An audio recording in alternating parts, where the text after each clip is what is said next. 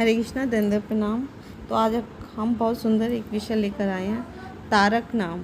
तो कलयुग का तारक ब्रह्म नाम स्वयं हरे कृष्ण महामंत्र है, जो भगवान श्री कृष्ण से अभिन्न है।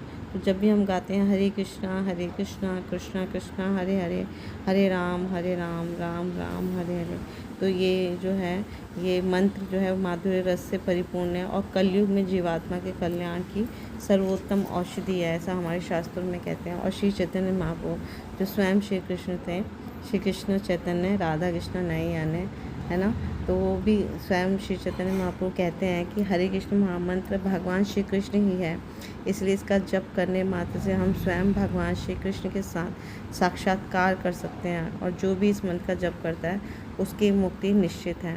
तो श्रीमद् भागवत में भी 12वें स्कंद में बहुत सुंदर श्लोक आता है, कलेर दोष निधे राजन ही अस्ति ही एक महान गुना कीर्तना देव कृष्ण से मुक्त संगम परम व्रजेत। हे राजन, इस कलयुग यद्यपि कलयुग दोषों का सागर है, फिर भी इस युग में एक अच्छा गुण है। केवल हरे कृष्ण महामंत्र का कीर्तन करने से मनुष्य भवबंधन से मुक्त हो जाता है और दिव्य धाम को प्राप्त होता है।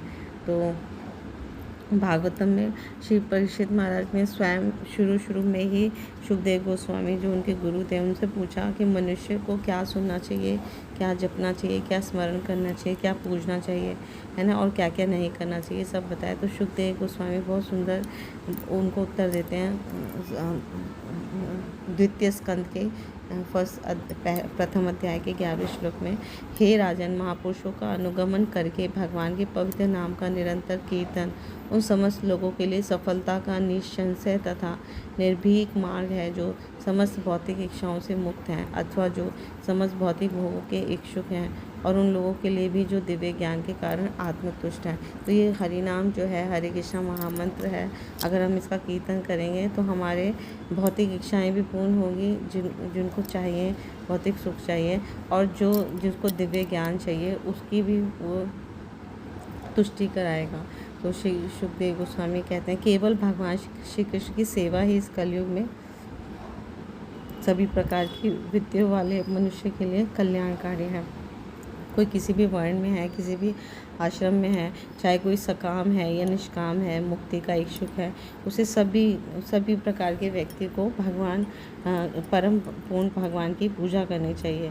तो इस तरह से कलयुग में जो पीड़ित लोगों के लिए भगवान श्री कृष्ण का सामूहिक नाम कीर्तन ही मुक्ति का उपाय बताया गया हमारे शास्त्रों में, हमारे पुराणों में। तो इस तरह से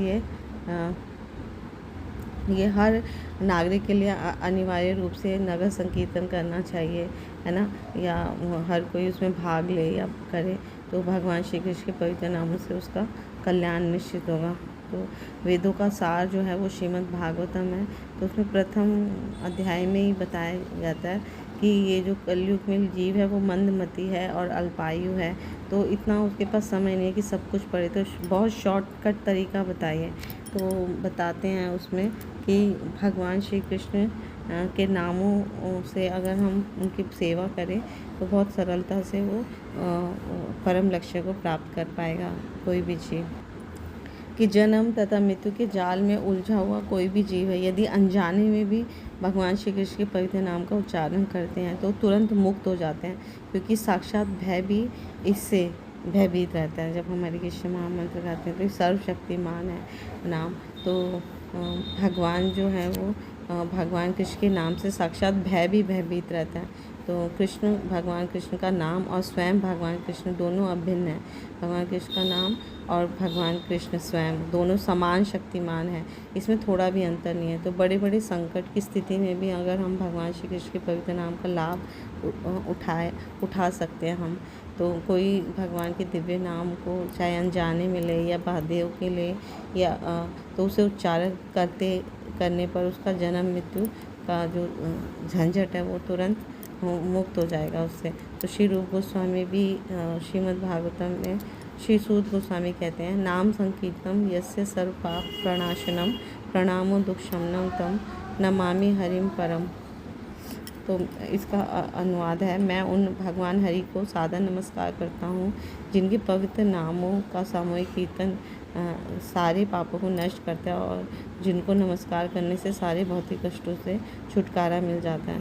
तो श्रीमद् भागवतम में भी शुरू में और अंत में इस सूत गोस्वामी जो हैं घोर कलयुग से बचने का एकमात्र उपाय जो है वो यही बता रहे हैं कि श्री कृष्ण के नामों का स्वयं और सामूहिक रूप से कीर्तन, है ना, उस स्वर में कीर्तन करने से हम तुरंत मुक्त हो जाते हैं। और बारंबार इसकी प्रशंसा की गई है शुरू से लेकर आखिरी तक। तो हमें ये समझना चाहिए कि उस स्वर में कीर्तन करने से कलयुग के सारे रोग जो है, पीड़ा, वो ख़त्म हो जाते हैं।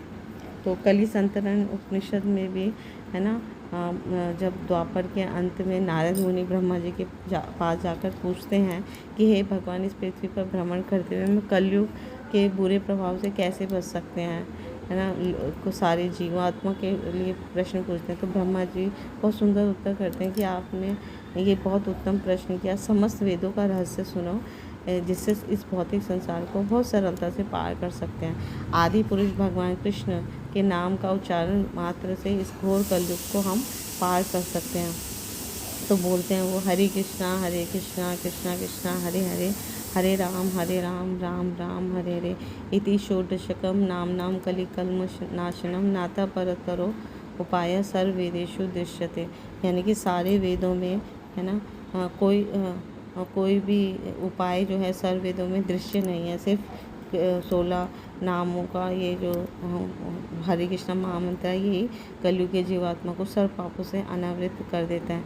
जैसे सूर्य के उदय होने पर सारे बादल बिखर जाते हैं, उसी प्रकार कलयुग के जो कल्मश हैं, दुख हैं, कष्ट रूपी बादल सब नष्ट हो जाते हैं। तो और परब्रह्म श्री कृष्ण प्रकाशमान हो जाते हैं। तो इस तरह से कली संतरण उपनिषद में कलयुग के पीड़ित और तपित जीवात्माओं के लिए एकमात्र सिर्फ हरे कृष्ण महामंत्र को ही सबसे सुंदर साधन बताया गया है। शांति और सद्गति के लिए ब्रह्मा जी द्वारा निर्धारित किया गया है। और श्री चैतन्य चरितामृत में भी कहा जाता है कि इस कलयुग में भगवान नाम के कीर्तन से बढ़कर अन्य कोई धर्म नहीं है, क्योंकि समस्त वैदिक स्रोतों का ये सार है, ये सारे शास्त्रों का तात्पर्य है। तो इस तरह से हम बृहद नारदीय पुराण में भी एक बहुत सुंदर श्लोक लेते हैं, हरे नाम एव केवलम कलौ नास्तेव गतिरन्यथा। इस कलयुग में आध्यात्मिक उन्नति के लिए हरि नाम और केवल हरि नाम के अतिरिक्त अन्य कोई विकल्प नहीं है। तो बहुत सुंदर हमें समझ आता है कि यहाँ पर हरि नाम पे बल दिया गया है, ताकि हम समझे भगवान कृष्ण की इतनी शक्ति इसमें छिपी हुई है। और इस कलयुग में भगवान का पवित्र नाम ही जो है वो भगवान कृष्ण का अवतार है। तो केवल पवित्र नाम का कीर्तन करने से मनुष्य जो है भगवान की प्रत्यक्ष संगति प्राप्त कर सकता है। तो जो कोई भी ऐसा करता है उसको निश्चित रूप से उसका उद्धार हो जाता है।